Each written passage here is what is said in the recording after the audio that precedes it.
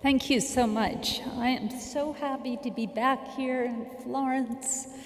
Thank you, Mayor Nardello, Antonio Dabello, who I've known for many, many years, Nicoletta Mantovani, who organized this meeting, Marielina Marcucci, and Mark Velasic, who actually is a monument man. You'll meet him tomorrow. Fabio and Paola, thank you for your remarks. And of course, we all remember the victims of the earthquake, and I devote my remarks this morning to them. When I asked Sindaco Nardella what I ought to say today, he said, "Tell them how you got involved in human rights." Well, I want you to know that I have 7 brothers and 3 sisters. I'm the 7th of 11. And when you come from that far down the line, it makes you appreciate human rights at a very young age. 200 years ago, 95% of the population of the earth lived in rural areas. By the end of this century, 85% will be urban. The population for the last 2,000 years on Earth has been about 1 billion people. Starting 100 years ago, that population has increased to 7 billion today and will increase to 8 or 9 billion by 2050. Cities are more important than ever, and as the leaders of the cities today, you play the most important role in leading our Earth forward. This morning we've heard a bit about global warming, and I can tell you it's such a scary, scary situation.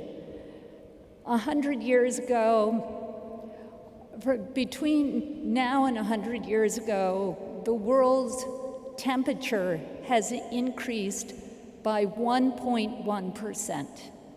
In the last 100 years, 1.1%. If we increase to a total of 2%, that's only 0.9% more, the world's oceans will rise by 9 meters. Think about that. Think about the Arno 9 meters higher in the next 100 years. What that will mean for a city like this. It is absolutely terrifying. So the threat of global warming is real, and to be sure that is a threat not only to our cultural heritage, but indeed to our very existence here on Earth. Not only to our existence, but to the existence of Earth itself. But when I look around the world, I think the biggest threat we face today is hate. And if you look around the world, it seems as though those that we have become in a way unmoored, nearly all of it by a single overarching evil. Hate is the one common denominator tying together the rise of ISIS from Syria to Iraq to Paris and Nice and Brussels, the kidnapping of girls by Boko Haram in Nigeria and Mali, the attacks by China on the Uyghurs in Xinjiang, and by Myanmar on the Rohingyas. As a result of misogyny, Saudi Arabia has lost the productivity of at least half its population. And femicide, the killing of women because they are women, is on the rise throughout Central America. In Guatemala, over the past 30 years, only 3% of the cases of murder of women have gone to trial, and far fewer have ended in conviction. That means 97% of the time, when a woman is killed, literally nothing happens. Hate is at the root of the refugee crisis in Europe, and the fact that in the last elections, neo-Nazi parties were the 3rd largest vote winners in Sweden and Greece, and that the anti-immigrant Northern League was the 3rd largest vote receiver in Italy. In Greece, the country's 3rd most popular party is Golden Dawn, whose main spokesman has a swastika tattoo and whose 2012 campaign slogan included, "So we can rid the land of the filth." In Hungary, the far-right Jobbik Party is the country's third most popular party. And last year, the number of Jews emigrating from France to Israel nearly doubled, reaching 7,000 as anti-Semitism rises. 50,000 French Jews inquired about emigrating. And it pains me to turn to the United States, where Donald Trump is in the latest polls, has pulled neck and neck with Hillary Clinton, despite his espousal of hate against Muslims, Mexicans, Native Americans, African Americans, and his predatory attacks on women. Contrast that with misusing an email server. Who in this room actually knows what an email server does? Okay, one hand is raised. We have to think about what is at the bottom of all of this. As political leaders, you are well aware of the problem, and you know the percentage of the population who feels marginalized and hopeless and has turned to hate. The great challenge to you as mayors is not going to be how do you run a city despite all this hate, but how do you bring the people who feel enraged and who have given up on the system back into the fold?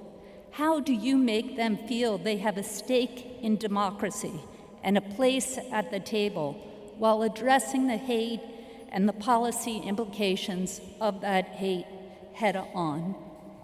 I'd like to advocate a three-part solution. Number one, I think we have to reach out. We have to understand the reason for people's disaffection. Yesterday, Pope Francis added 6 new Beatitudes, and one of them was, "Blessed are those who look into the eyes of the abandoned and marginalized and show them closeness." We have to show people who feel marginalized closeness. We need to set a tone as leaders, not appealing to people's anger and rage and fury. I come from a political family.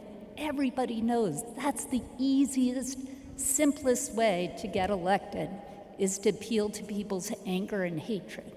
It's much more difficult, but ultimately much, much better for society to appeal to people's better angels, as Abraham Lincoln said, to meet hate not with hate, but to meet hate with love and compassion. Second, address the injustices, the economic dislocation, the broken criminal justice system, prosecute domestic violence, and prosecute hate crimes. And part 3 is teach the next generation. And I would like to advocate for teaching the next generation human rights, as the Robert F. Kennedy Human Rights has done for the last 16 years. We teach human rights about human rights, for human rights, through human rights. Our education program is available in 12 languages, and it spans from kindergarten through law schools.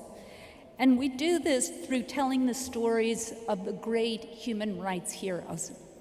People like Elie Wiesel, who survived the Holocaust as a child. And he said, "My dream for the future is that your children won't have my past." And people like Archbishop Desmond Tutu, the great anti-apartheid leader of South Africa, who said, "We don't have a God who says, 'Ah, gotcha.' We have a God who lifts us up and dusts us off and tells us to try it again."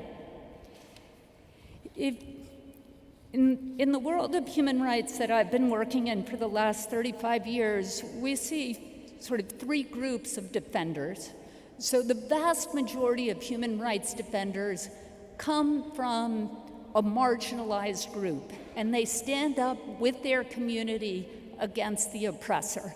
So that would be like Martin Luther King in the United States or Nelson Mandela in South Africa. And that's almost everybody.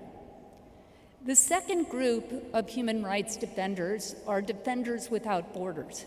That would be somebody from Italy going to Rwanda who has no obvious dog in the fight. And that's much more rare, but there's still a large percentage of those. The least likely to find are people who come from the oppressing community and stand up to their family and their friends and their colleagues and say, what we are doing is wrong. You almost never find that in the adult world. But if you think about it, that's what we need most of all. That's what we need most of all. We need people of moral courage who are willing to stand up and say what we're doing is wrong. And if you go into almost any middle school or high school, almost anywhere in the world, and you listen carefully to what kids are saying, you'll hear and confront hate speech all the time. You'll see the words bitch or fag or fatso or retard scribbled on bathroom walls or written into text messages. So these kids are confronting this hatred every single day, 20, 30 times a day. And each time they confront it, they have to make a decision. Do I go along or do I stand up? And each time they make that decision, they're exercising a muscle. Are they going to exercise the go along muscle or are they going to exercise the stand up muscle? And what we teach them through our human rights education program is how to exercise that stand-up muscle. And the more you exercise it, the stronger it gets. And it becomes the go-to place, the go-to reaction. And that's what we need to teach our children. Shall I give you an example? Are you guys awake? Shall I give you an example? Okay, thank you. Okay, so this is an example of the type of work we do. When kids are about 12 years old, they're learning language arts, so they have to learn poetry. So we give those children 2 or 3 articles about child labor in the manufacture of chocolate. So 70% of the chocolate that's consumed in the United States or in the EU is manufactured by children in slavery or in child labor. And so the children read these 2 or 3 articles, and then they have to write a poem to Robert Kennedy called Dear Bobby, and they have to write that poem in iambic pentameter from the perspective of a child in child labor. So they're learning text analysis, they're learning compassion, and they're learning iambic pentameter. A few weeks later, they have to learn expository writing. So we give them the name and address of the CEOs of Mars and Hershey's and Godiva, and they have to write a business letter using those same articles, explaining what the problem is and demanding change. So again, they're learning text analysis, they're learning expository writing, and they're learning advocacy skills. And then the third lesson happens in October, and we give each child a 5x7 piece of cardboard. And they write a sort of white piece of paper, and they write on the front what the problem is, and now they have to consolidate their thoughts into one sentence, and then they say there's a solution. and they scotch tape a piece of fair trade chocolate to those cards. And then on Halloween, they do reverse trick or treat. So whenever somebody hands them a piece of chocolate, they say, "Thank you very much, and can I give you this back?" So by the end of these exercises, the children self-identify as a human rights defender. And human rights defenders don't participate in bullying. And the levels of bullying go down in the classroom.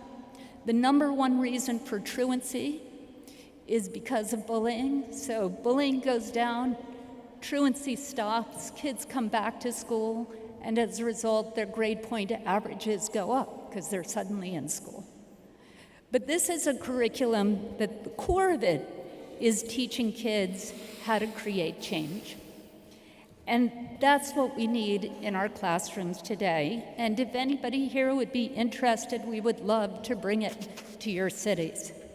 Now, I started working in human rights in 1981. And at that time, all of Latin America was under right-wing military dictatorships. Today, there's not one left standing. And all of Eastern Europe was under communists. And today, there's not one communist leader left in Eastern Europe. And South Africa is at the height of apartheid. And today, South Africa has had a series of freely elected governments elected by a majority of its people. And women's rights was not on the international agenda. It wasn't until 1995 when Hillary Clinton went to Beijing and declared that women's rights are human rights that it became part of the international agenda. And today, CEDAW, the Women's Rights Convention, has been ratified by 183 countries. All those changes came about not because governments wanted them to. Governments tried to stop them. And not because great armies wanted them to. Militaries tried to stop them. And not because huge multinational corporations wanted them to. Multinational corporations tried to stop them. But because small groups of determined people harnessed the dream of freedom and made it come true. And that's what this meeting is about. People around this table are in government, but this is a small group of determined people. And we're going to work together, and we're going to create that change. And that's why I'm so excited to be here today and to join all of you, and I'm so grateful to Mayor Nardello for having this wonderful, wonderful meeting. And I'd like to end with these words from Robert Kennedy, words that my father spoke 50 years ago this year in South Africa. He said, "Few are willing to brave the disapproval of their fellows, the censure of their colleagues, the wrath of their society. Moral courage is a rarer commodity than bravery in battle or great intelligence, but it is the one essential, vital quality for those who seek to change a world which yields most painfully to change. You are the agents of change. You are the people who are trying to change the world. And if you use your moral courage, you will create that change." And he ended that speech by saying, "Those with the courage to enter the moral conflict will find themselves with companions in every corner of the globe." I am so honored to be in a room full of companions today. Thank you very much.